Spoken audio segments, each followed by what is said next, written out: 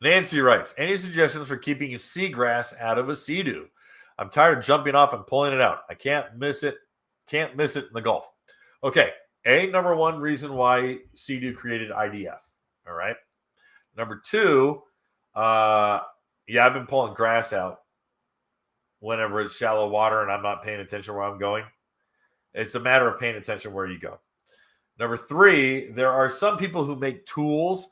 I've not found a good one that's allowed you to reach, and you're not going through the backside of the pump. You're not doing a colonoscopy.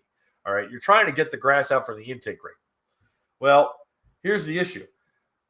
Can you imagine the size of the pole or hook you would need to be seated and reach, or right hand, reach all the way around the pond line, all the way under to the center of the ski and try to fork that out? That would be a 4-foot steel rod. So right now, there's no better solution than jumping in the water, take a deep breath, stick your head underwater, and start grabbing grass. That's the best way to do it. Or pay attention to where you're riding and don't throttle through it. If you see you're going through kelp fields, get on the throttle hard, cut the throttle, and coast. And coast through it. We used to do that when we were down by La Jolla. Hey guys, thanks for hanging out.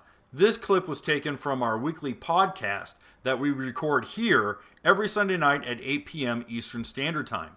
If you want to watch the whole video, you can go to the Watercraft Journal's YouTube channel, go to playlists, and then click on live sessions. You're going to see it there.